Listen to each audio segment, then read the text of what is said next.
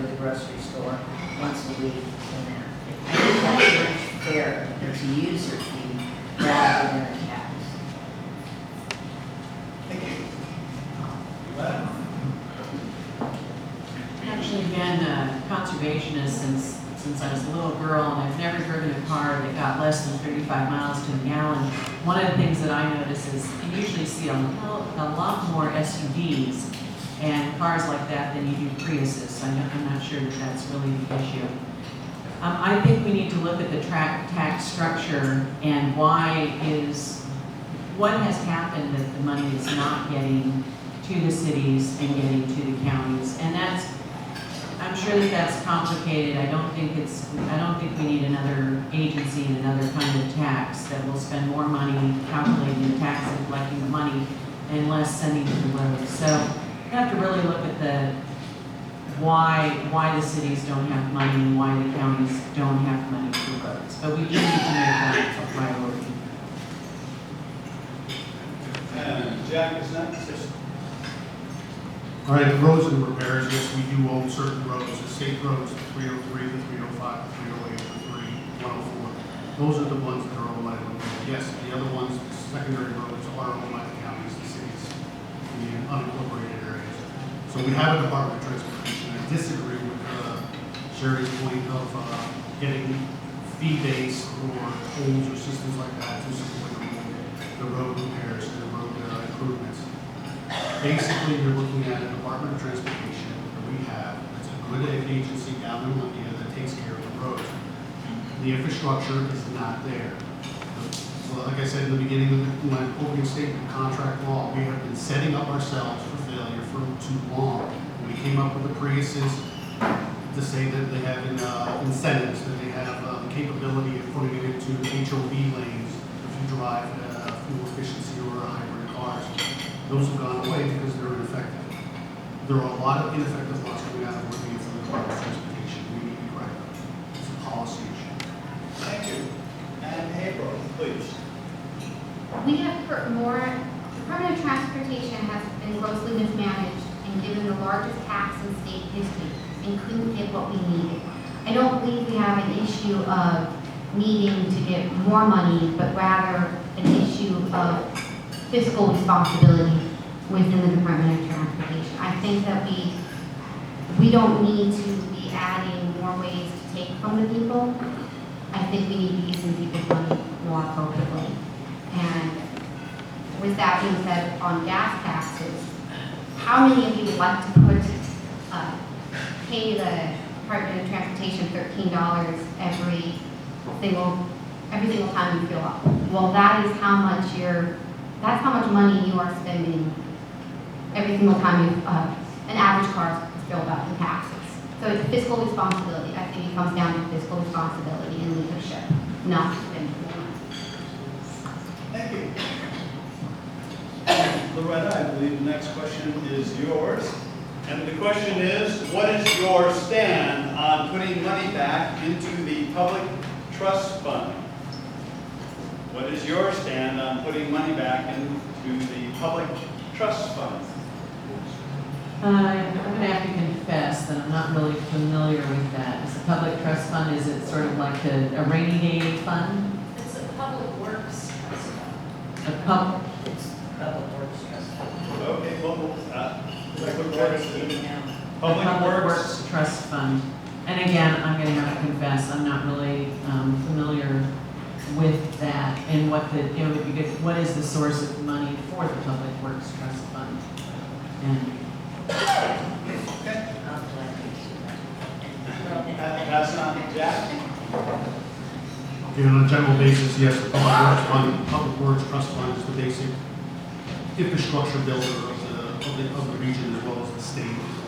Infrastructure is a major issue that we have. We have federal money that comes in to support the infrastructure. It is being diverted.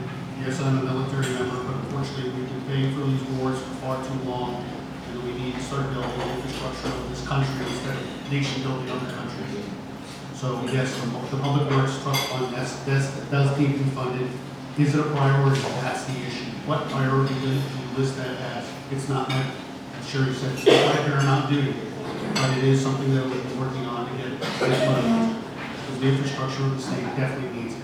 The bridges, culverts, everything, electrical grids as well. Thank you. April? Same as Loretta, I have not, when I confess, I have not done my homework on public trust funds. So I believe a competent state representative would not take a stand on something without studying it well. So I'm not going to answer the question. So I'm better. Sherry?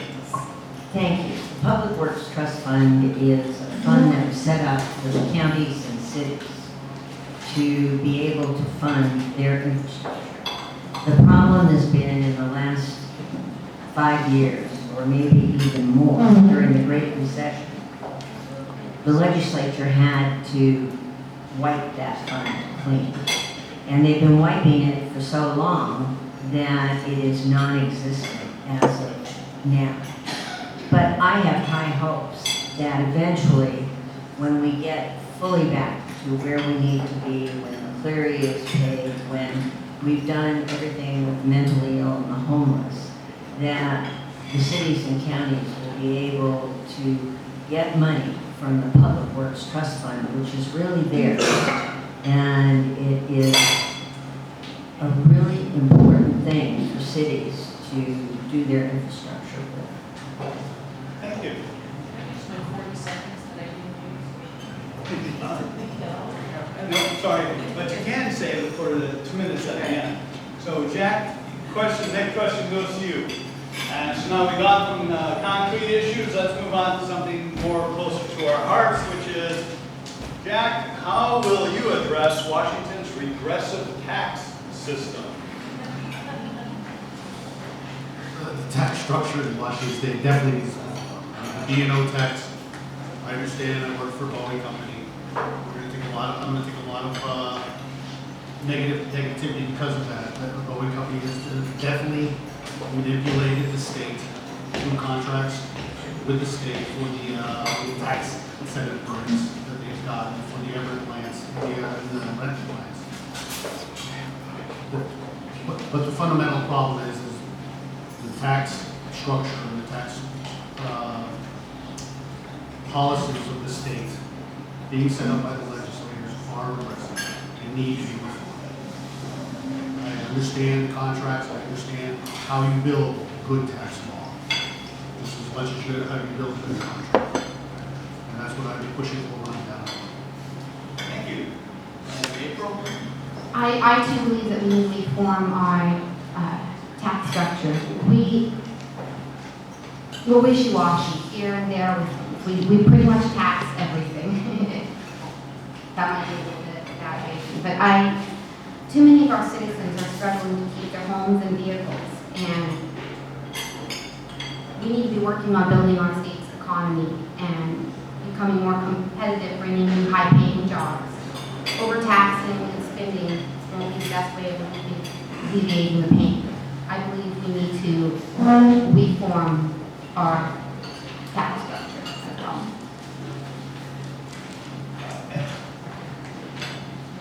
Thank you. Sherry? Thank you. Well, we should reform our tax structure.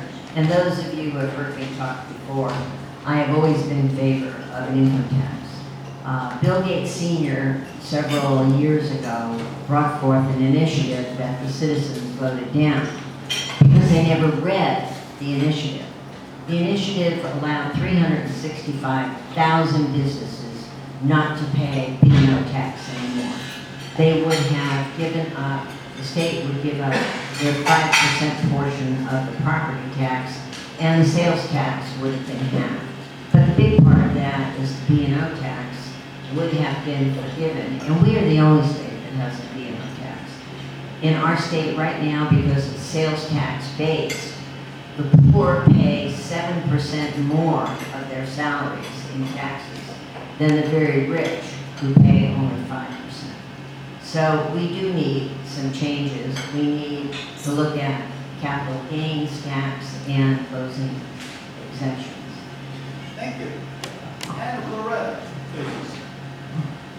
although we probably need to reform our tax system, I think before we do that, we actually need to have get greater confidence in our legislators doing that and actually doing what they say they will do. I've been concerned about an income tax because I don't think we can actually trust people to get rid of any other tax, and then we'll just end up with more tax and the others will still go up. You know, we talked about this, you know, you're asking about the Public Works Trust Fund. So obviously, we thought that there was money going into that fund, and now it's gone. We were also told that lottery money would be used for education, and that didn't happen. And so I think we really, we need to refine our tax system, hopefully to make it less regressive, but we really need transparency in the system so that we can actually trust that what people say they will do, they will actually do. I think using an initiative to fix a tax system probably is not the best way to go. Thank you. And next question goes to April. So April, the question is, what do you see the role of legislators being in relation to local elected officials / government? Okay, that's a different one. Role of legislators in being in a local, Now, the role of legislators being in relation to the local elected officials and governments, such as mayors, city council people. to be honest, I'm not really sure of the question. Okay. Can we make it more definite, more? Well, I usually stick to what people have written, and I let you do the interpretation, so it's your opportunity to implement that sort of pass. Okay, so we keep that question. Sure. What do you see the role of legislators being in relation to local elected officials or governments? Are you trying to say the difference between the role of legislators and? I don't see this from one of the community participants, so you have to interpret the question as best you can. Well, to be honest, I'm not sure what you mean by that question, but how I'm seeing it is what's the difference between a state legislator and a local. I'm going to pass on the question because I don't want to answer it when I can't figure out what you're trying to do. What's trying to specific on. That's fair enough. All right, thank you. Harry, please. Thank you. Legislators work very closely with their locally elected officials. We meet very often with the county commissioners to talk about things that are hurting them and we need to take care of. We meet with the mayors of all the cities and talk about what they need. And we meet with the other autonomous taxing districts to find out what they need, like the Kitsap Public Utility District.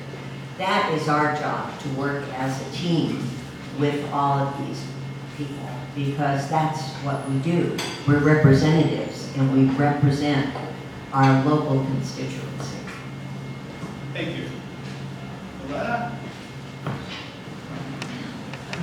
Yeah, I would agree with Sherry. I think one of the things as a legislator, you make policies and you make laws, and you really have to think about what are the consequences and unintended consequences of those policies.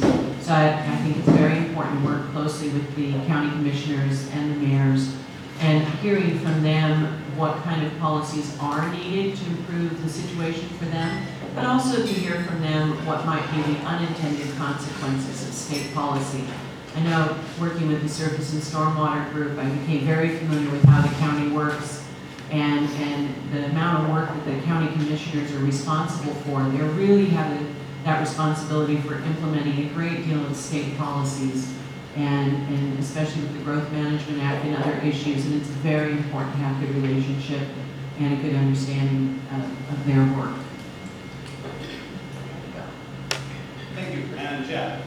Legislation of open government, it's a structure, it's a communication, it's a relationship.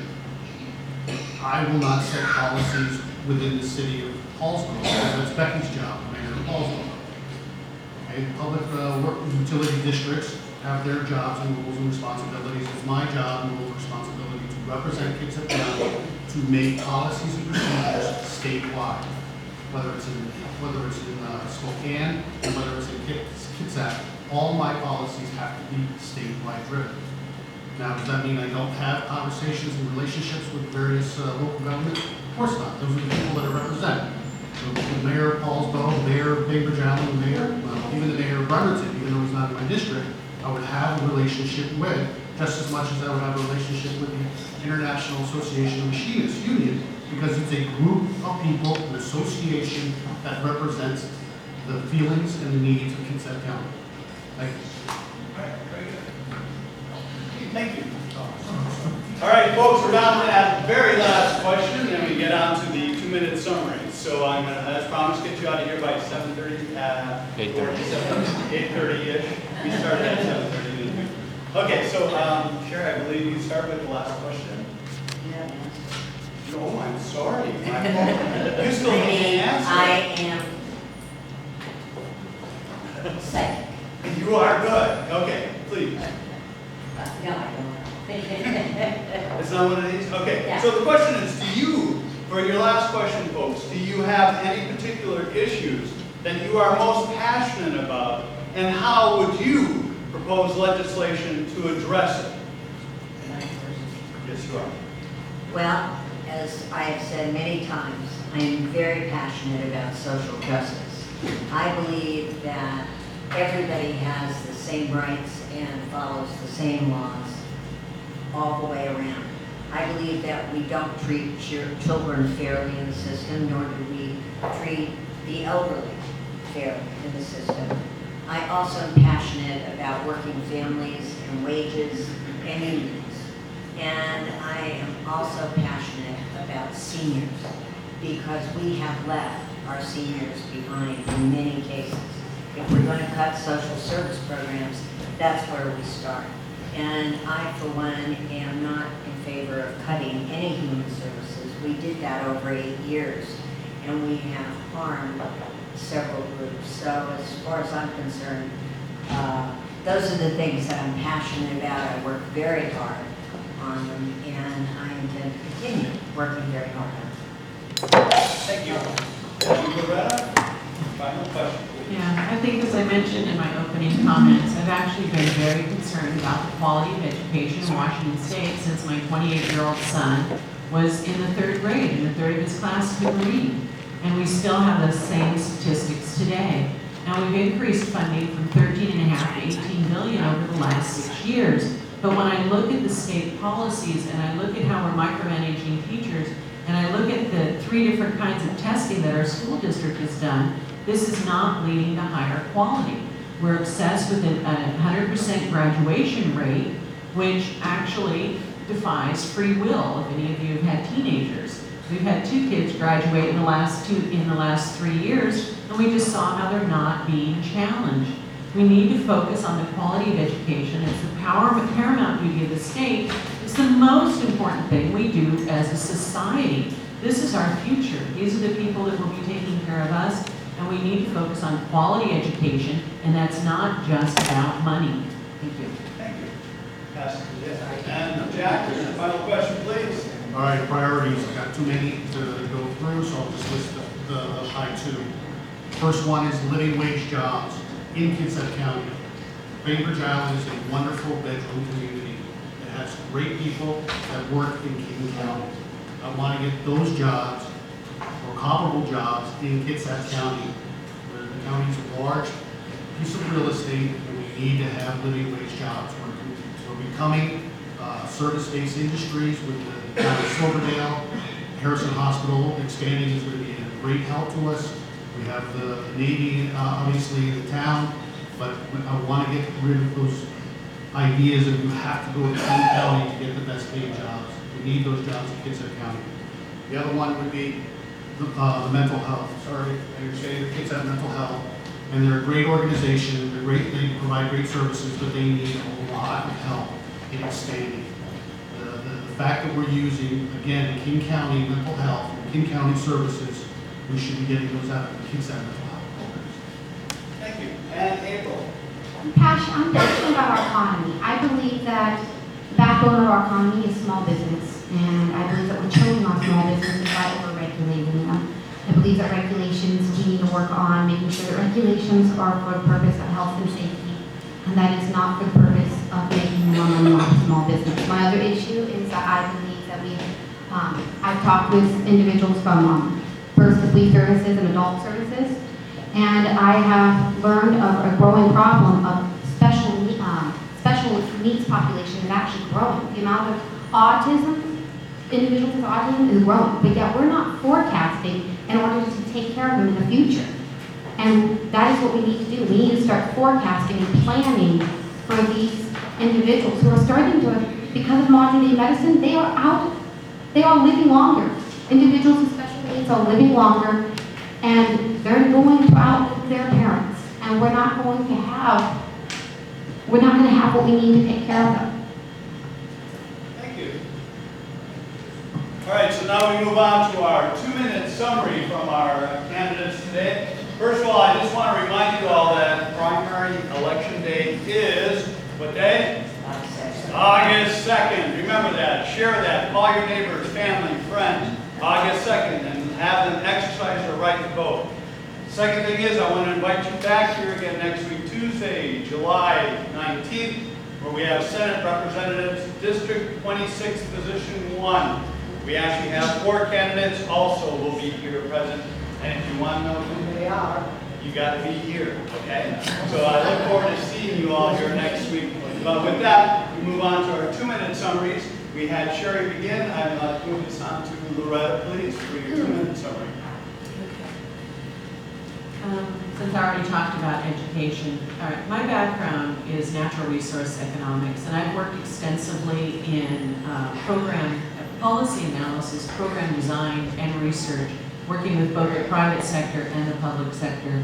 We need somebody with that kind of analytical experience to look at our policies. I've also worked as a labor market economist, and I was the WorkSource area director in King County.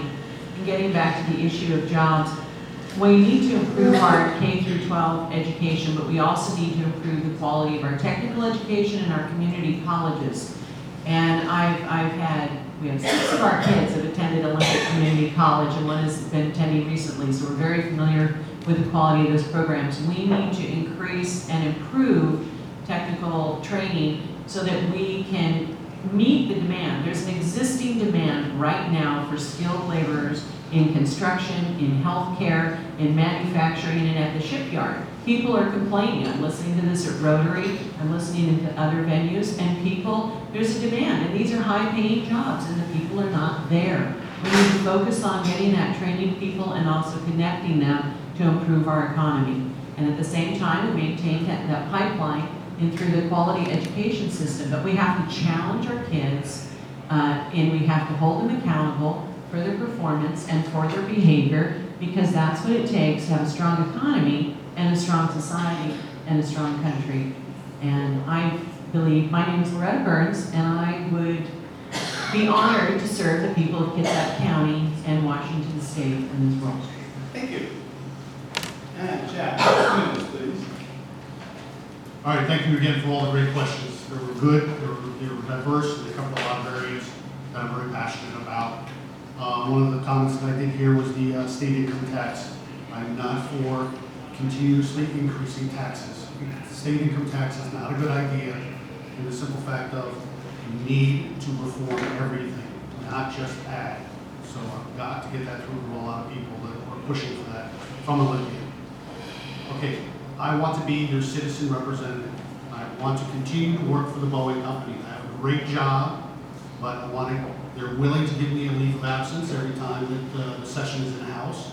And I believe in sticking to the session schedule. The fact that they can't finish a budget on time within the regimented legislative sessions is ridiculous. Let's get the work done. Let's get the work done within the structure, and let's get it done right. One last point is from being in the Navy community and the Navy experiences, one of the jobs, you always get a diverse job and a bunch of collateral duties. One of the jobs I had was the sexual assault response counselor. It was a fantastic opportunity. I was one for the ship, and I was one for the submarine squadron as well. And we set up a program. We had policies. We established a charter. We basically have had no real problems on the Bangor base as far as sexual assault. I cannot say that my sister base in Kings Bay, Washington has had the same success. You need to set these policies from the ground up. You need to have charters, founders, and get the policy right the first time. Many times in Olympia, when you see these bills go through the House, we're finished, we're putting this bill in because we had a loophole in a previous law. Let's get it right the first time. I'm here, I want to be your citizen representative. Please vote for me. I am Jack. Thank you. April, 2 minutes, please. I'm going to start with addressing one of the questions that I was not clear on what the purpose of the question was. I was talking about local government and legislature's purpose. While I do believe it is very important for a state representative to talk to local commissioners and to mayors, I believe it is even more important for a state representative to talk to the people, because every word that is placed in a bill, if it's not clear, concise, and definite, it can be misconstrued, misinterpreted within the state agencies. And that's where the problem is. I used to believe that the problem was the state agencies. But the problem is that the state agencies are given laws that aren't clear and concise. And they need to be more clear and concise so they can do their job better. I believe that we need to take a fresher hose to our state agencies. I believe that we're choking our small businesses to death.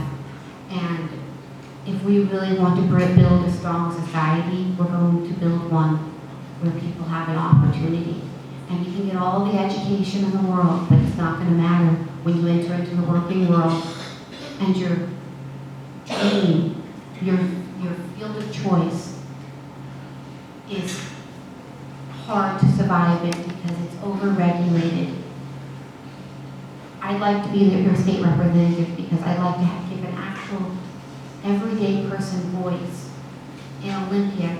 When I look at a bill, I can be conscious of my decision and say, this word here could potentially affect these people this way. We shouldn't just rubber stamp bills. We should read every word of them. They have meaning, and they'll eventually will affect somebody's life. I believe that I can be a responsible state representative that actually is conscious of the words that are in those bills that will affect your lives. Thank you. Thank you, April. And our last candidate, Sherry. Thank you. I'd like to use my 2 minutes to try to clarify some things that were said. But I will tell you this.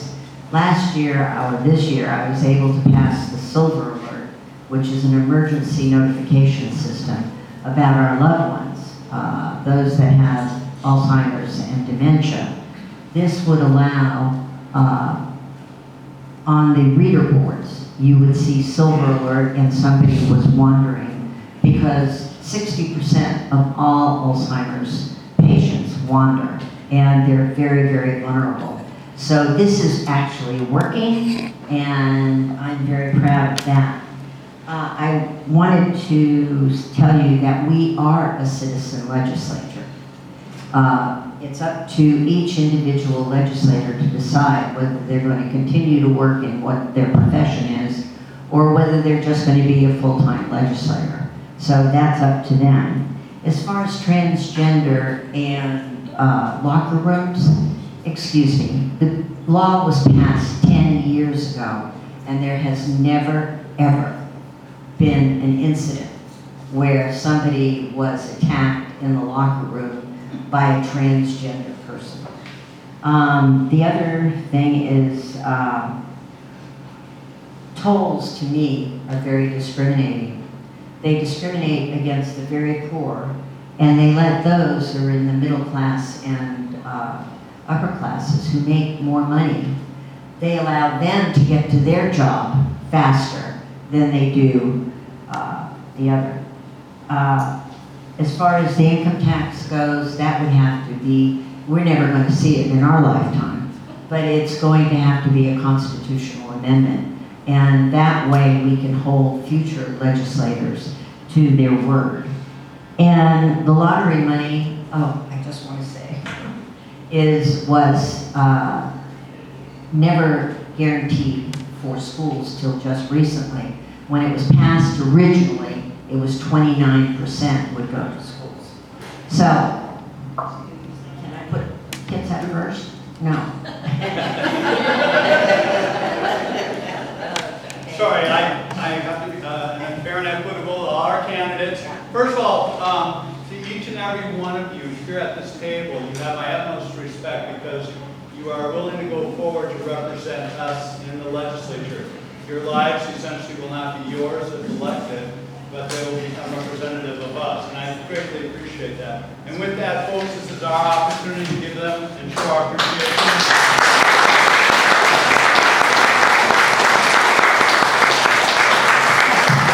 Thank you all for a wonderful conversation